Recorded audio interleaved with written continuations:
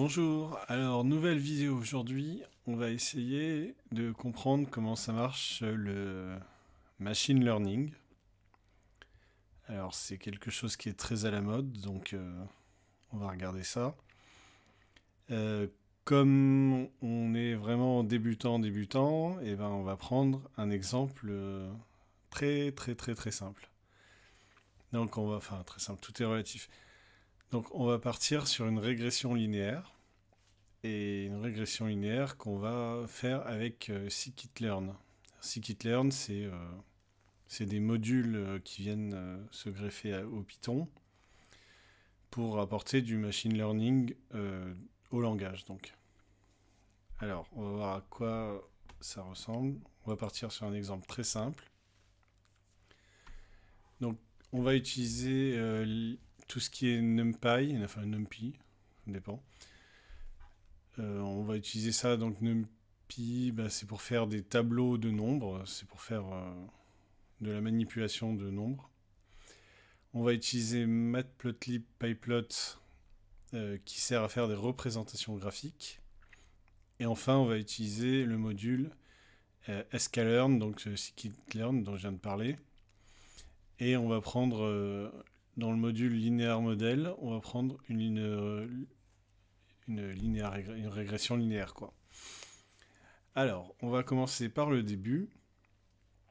Le début, c'est je prends une série de points en X et je prends une série de points en Y et je vais faire une représentation graphique de X en fonction de Y. Pour ce faire, je prends donc 1, 2, 3, 4, 5 pour X et je prends 4, 6, 8, 9,5 et 12 pour Y. Alors bien sûr, c'est pas pris au hasard. C'est en fait le X et le Y ils représentent la fonction, enfin approximativement la fonction y égale 2x plus 2. Donc si par exemple on veut passer du 1 ici au 4 ici, 1 multiplié par 2 ça fait 2 plus 2 ça fait 4. De la même façon on passe de 2 à 6, 3 à 8. Là on va se rendre compte que pour aller de 4 à y, normalement ça devrait faire 10. Et là on met 9,5, on met exprès 9,5. Et là on va passer de 5 à 12. À 12 donc c'est bon, 5 fois 2, 10 plus 2, 12. Donc là, on est plus ou moins sur la fonction. Ensuite, on va faire une représentation graphique. Alors, la représentation graphique avec scatter, ça veut dire que je représente des points. Voilà, si on veut représenter des lignes, on mettra plot. Et dans scatter, donc on va représenter x en fonction de y, et puis je vais le mettre en noir, parce qu'on mettra quelque chose dans une autre couleur tout à l'heure. Et je vais faire un PLT show, ça veut dire PLT, donc c'est matplotlib que j'ai mis en alias PLT. Donc show, ça veut dire tu me montres le graphique. Donc là, il fabrique le graphique et là, il va le montrer.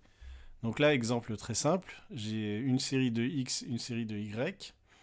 Je vais faire un graphique où je vais représenter sous forme de points X en fonction de Y et je montre le graphique. Alors si je mets run, qu'est-ce qu'il va faire? Et ben voilà, il me fait donc x en fonction de y. Donc là, on a bien 1 et 4, 2 et 6, 3 et 8, 4 et quelque chose en dessous de 10, et 5, 12. Donc là, grosso modo, ça fait quelque chose qui ressemble à une droite. Mais c'est pas une droite. C'est pas une droite parce qu'il y a ce point-là, le point 4, 9,5, qui n'est pas sur la droite. Donc ça, c'est un problème. C'est un problème parce que nous, on aimerait bien avoir une droite. Donc je ferme.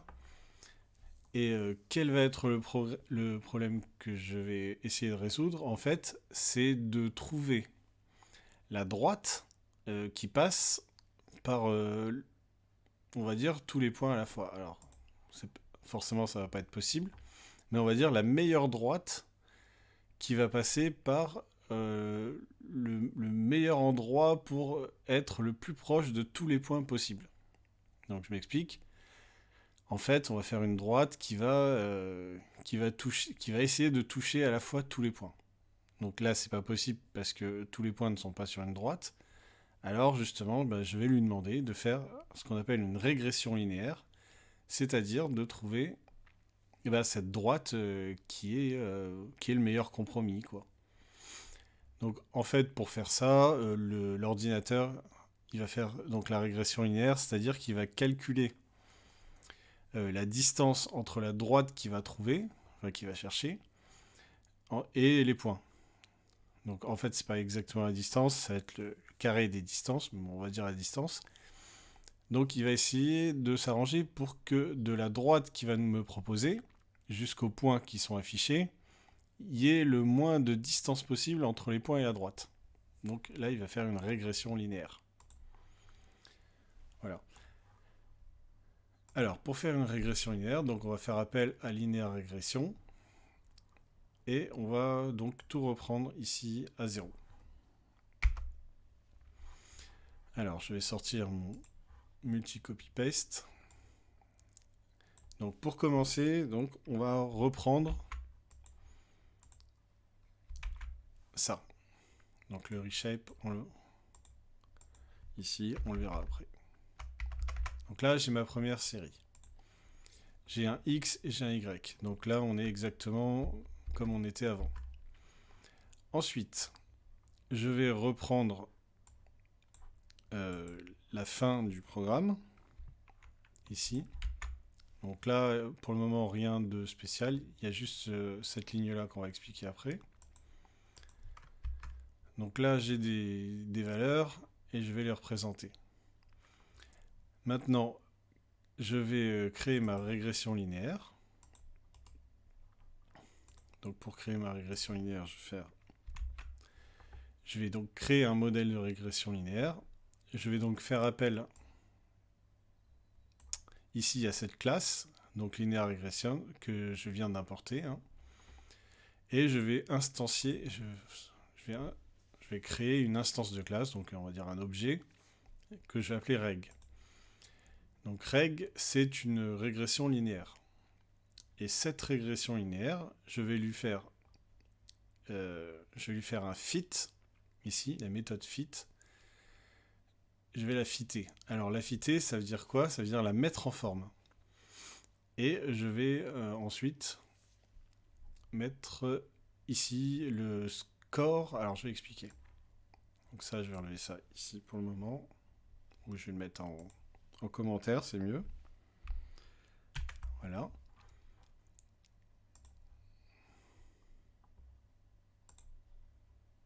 Ah, j'ai une petite erreur. Qu'est-ce que j'ai fait? Value error. Ok. Ah, alors oui. Donc ça, c'est ce que je voulais expliquer. Je vais l'expliquer maintenant. Donc là, il me dit que j'ai une petite erreur de tableau, parce que quand il va faire un fit, il voudrait que je fasse un reshape, c'est-à-dire que je mette ça sous une autre forme. En fait, il voudrait que je le mette, parce que ça va être des vecteurs, bon, c'est un peu technique. Donc en fait, il voudrait que je fasse un reshape. Reshape, ça veut dire tout simplement, je lui redonne une autre forme. Au lieu de le mettre sous forme horizontale, je le mets un petit peu sous forme verticale.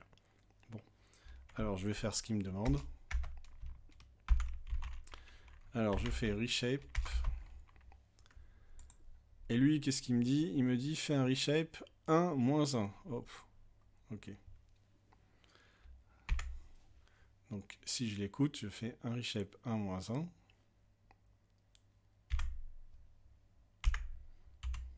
Voilà. Et ça devrait marcher. Bon.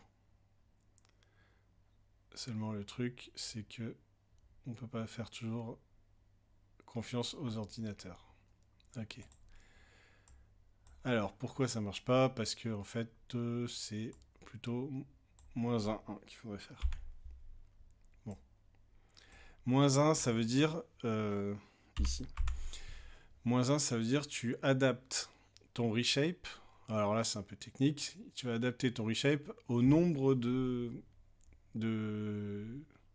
d'éléments qui sont dans le tableau. Donc là, théoriquement, ça devrait marcher. Voilà. Donc il me remet cette ligne-là, enfin cette ligne imaginaire ici, sous forme de point. Donc la ligne en elle-même, il ne l'a pas encore représentée. Et là, il me met 0,995, etc. Donc ça, c'est le score que je lui ai demandé d'imprimer, de représenter. Donc là, pour le moment, ça marche. Alors juste une remarque, là, il m'a mis -1 parce qu'il a calculé qu'il y en avait 5. Donc quand je mets -1, c'est-à-dire calcul combien il y en a. Bon, moi je vais lui dire directement qu'il y en a 5, je vais lui éviter un petit calcul. Et puis ça va me donner exactement la même chose. Voilà. Bref, donc ça c'est un détail. Le reshape étant fait, voilà, donc là on crée une régression linéaire, là on fait un fit. Alors, qu'est-ce que ça veut dire fit? Fit, ça veut dire met en forme. Ça veut dire qu'il va essayer de faire un calcul pour essayer de trouver, trouver la meilleure forme possible. Voilà, donc ça c'est ce qu'on appelle le calcul de la régression linéaire. Ensuite, alors systématiquement, quand vous faites du machine learning, de toute façon, on fait toujours un fit. Le fit, ça sert à faire le calcul de mise en forme. Il va nous faire un print reg.score xy. Ça veut dire quoi?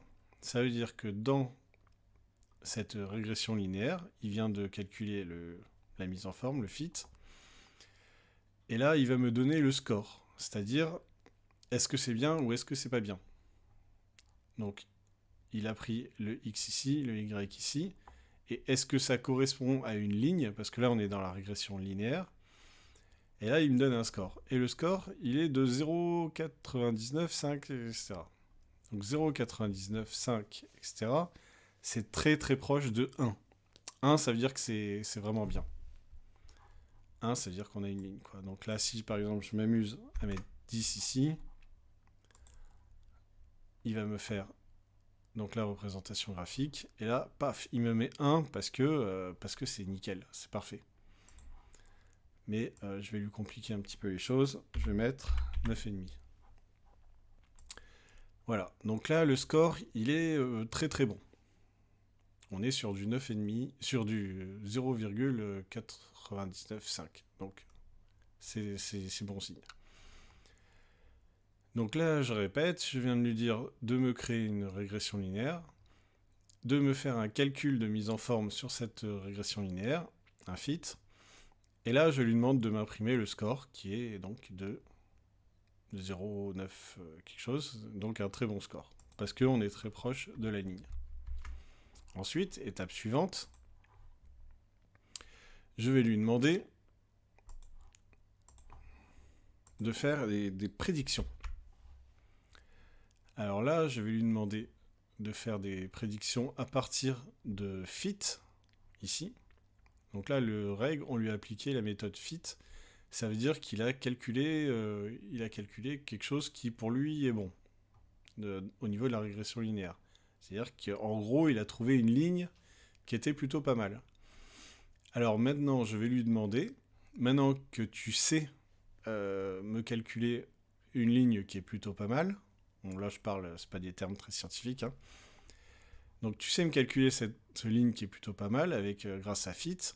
Maintenant, je vais te demander de me faire un y-pred. Donc y-pred, ça veut dire y, mais prédit, selon des prédictions. Et donc ce y selon des prédictions, ça va être la régression... Ah, toujours des trucs qui s'affichent. Hein. La régression linéaire reg, donc que j'ai instanciée ici, à laquelle je vais appliquer la méthode predict, donc une méthode qui sert à faire des prédictions, et je lui mets en paramètre x.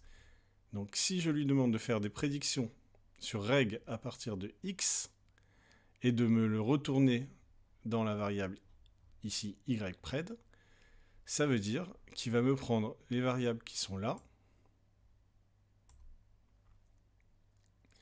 et qui va me faire une prédiction de y, mais pas le y qui est ici, le y qu'il a réussi à créer grâce au fit, c'est-à-dire le y de la droite idéale. qui passe plus ou moins par tous les points. J'espère que je suis clair. Donc je vais lui demander d'imprimer ce YPred. Alors allons-y.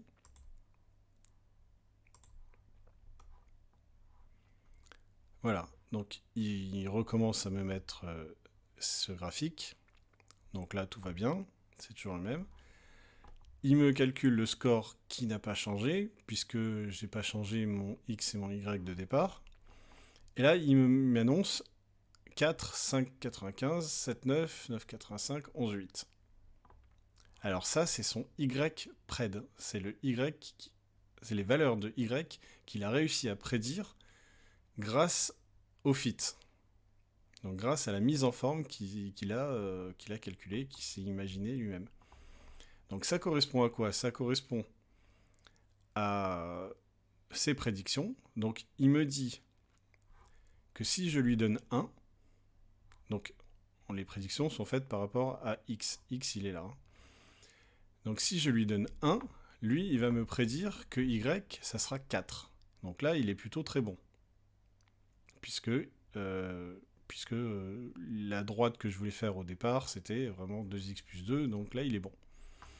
Ensuite, si je lui donne 2, il va me trouver 5,95. Et là, on est très proche des 6. Donc là, il va me dire que ça va passer juste en dessous de ce point, en gros. Donc là, on est plutôt très proche, on est encore très bon. Pour le troisième point, qui correspond à 3 ici, enfin 3 en valeur de x, il va me trouver 7,9. 7,9, c'est très proche de 8, on est bon aussi. Donc on reste très très proche des points, de tous les points à la fois. Là, maintenant, pour 4, il va me trouver 9,85. Donc 9,85, c'est quoi? Et ben, c'est entre le 9,5 qui était complètement raté, enfin, qui était assez raté, puisque normalement on devait trouver 10, c'est entre 9,5 et 10. Donc le 10, c'est la valeur théorique que moi je voulais au départ. Et là, il m'a calculé quelque chose pour me trouver une valeur qui est à la fois donc au-dessus du 9,5 ici et en dessous du 10 théorique, puisque forcément on n'aura pas la ligne, ça ne sera pas la vraie ligne que je voulais, puisqu'il faut que ça passe un peu par tous les points. Et là, il me trouve 11,8 pour le 12. Donc, qu'est-ce qu'il a fait exactement? Il a trouvé une droite, donc, dont le Y est ici, qui passe quasiment par tous les points, mais qui n'est pas la droite qui passe par la droite théorique Y qui est égale à 2x plus 2 que j'aurais dû faire dès le départ. Donc là, j'ai fait une approximation, et lui, il me corrige cette approximation en me trouvant une droite qui c'est un juste milieu, qui passe un peu par tous les points que j'ai mis là. Donc je répète, qu'est-ce qu'il a fait? Donc je donne des nombres, enfin des séries de nombres. Lui, il va me calculer une régression linéaire, c'est-à-dire donc une droite qui passerait à peu près par tous ces points-là, et avec un très bon score. Et le Y, enfin les valeurs de Y que lui, il a réussi à prédire grâce à la régression linéaire, se trouvent être des valeurs qui sont plutôt très proches de la droite que j'aurais voulu au départ. Bon. Maintenant, ce que je peux faire... Alors déjà, ce que je peux faire, c'est retirer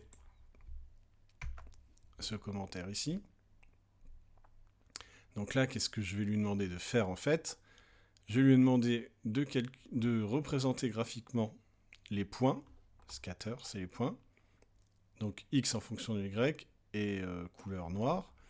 Et en dessous, je vais lui demander de lui représenter une ligne, donc avec plot. Donc X en fonction de Y prédit. Donc ce Y prédit qu'il a calculé ici. Donc avec les nouvelles valeurs qui sont ici. Et je vais lui demander de le mettre en bleu avec une épaisseur de 3. Bon, ça c'est un détail. Et là, qu'est-ce qu'il va me faire? Eh bien, il va me faire cette ligne, en fait. Donc la ligne qui est ici représentée en bleu, c'est une ligne qui passe plus ou moins par tous les points ici. Voilà. Donc, en fait, là, il est pas trop loin, là, il est pas trop loin, là, il est pas trop loin. Donc, il a réussi à trouver un juste milieu pour passer pas trop loin de tout le monde. Alors, moi, j'avais dit au départ que, idéalement, le modèle que j'aurais voulu avoir, c'était 2x plus 2. Enfin, y égale à 2x plus 2 pour la droite. Donc, la fonction f de x est égale à 2x plus 2.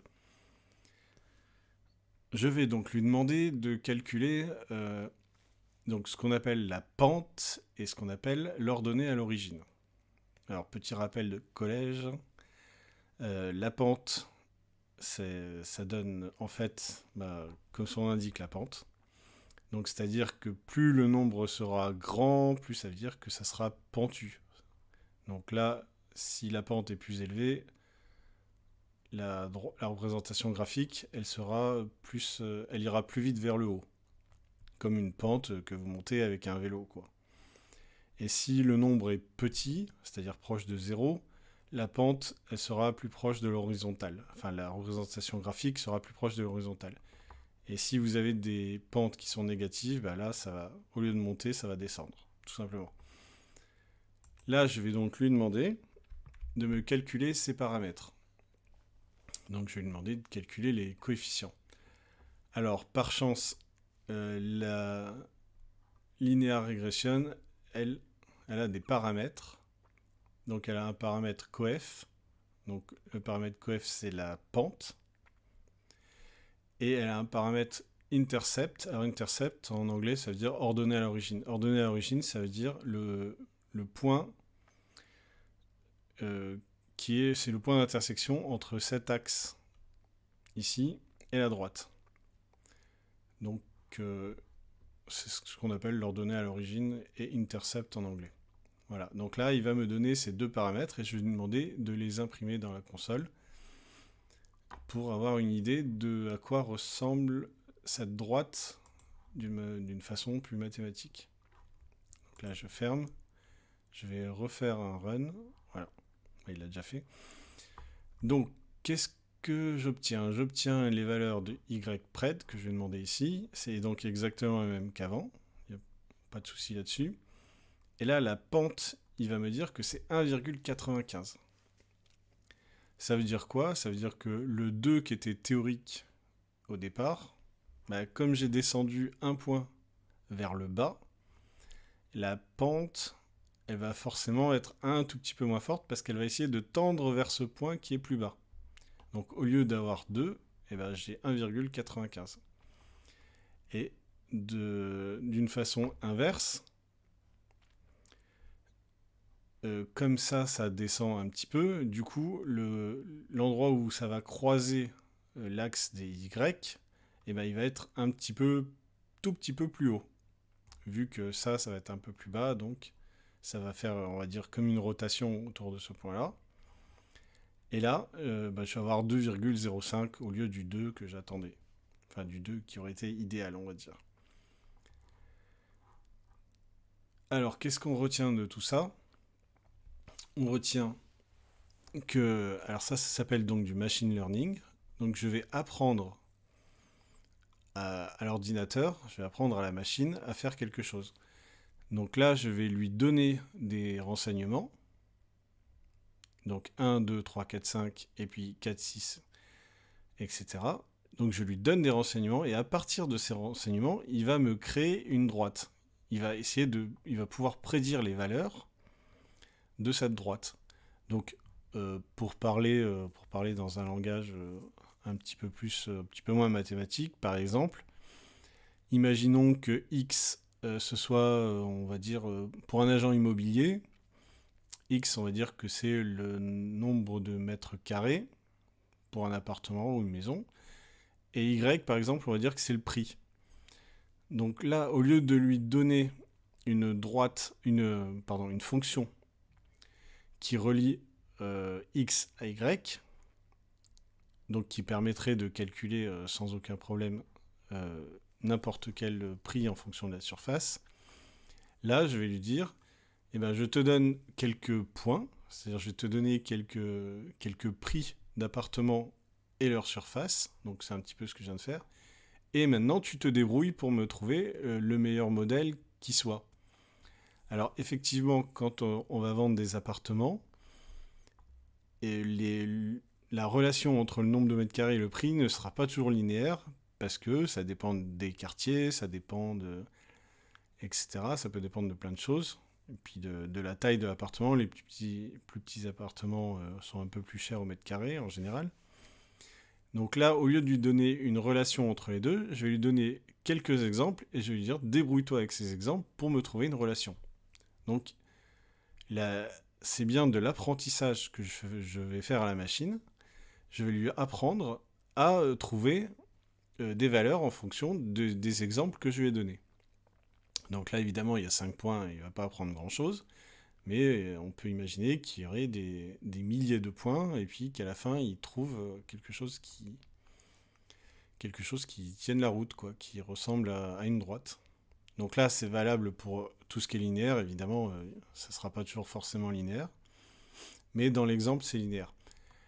Et donc, je disais, je lui fournis des exemples, des points, et lui, il va apprendre à partir de ces points, et il va faire un fit. Le fit, ça va être donc l'apprentissage. Fit, je rappelle que ça veut dire mise en forme en anglais. Et à partir de ce fit, il va réussir à faire des prédictions en fonction de X. C'est en fonction des valeurs là, il va réussir à prédire les Y. Parce que il aura appris à calculer un Y à partir du X grâce aux points que je lui ai donnés et qui ont servi d'apprentissage. Enfin, qui ont servi de matrice apprentissage. Et il va me calculer donc ce coefficient donc, qui est la pente et cette ordonnée à l'origine, donc ça c'est pour la petite histoire.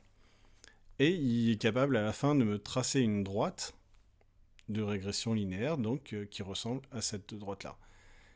Voilà, donc on a vraiment eu ici un apprentissage. Il a appris grâce à ces points, il a appris à prédire et va prédire n'importe quelle valeur. Donc là, si je prends par exemple on va dire 4,5, et ben il pourra me donner la valeur qui correspond à 4,5, parce qu'il sait le faire grâce à ce qu'il a estimé, à ce qu'il a calculé, à ce qu'il a mis en fit, en mise en forme. Voilà, donc ça c'était un premier exemple très simple de régression linéaire. Il y a évidemment beaucoup d'autres façons de faire. Là, forcément, il y a de la proportionnalité, donc on utilise une régression linéaire, mais c'est pas toujours le cas, et c'est pas toujours aussi simple, et il n'y a pas toujours un seul paramètre, comme ici. Voilà. Mais c'était un premier exemple pour un petit peu comprendre comment ça marche un apprentissage à une machine. Voilà, j'espère que c'était pas trop difficile, et je vous donne rendez-vous pour d'autres vidéos où on verra d'autres méthodes. Merci de m'avoir suivi.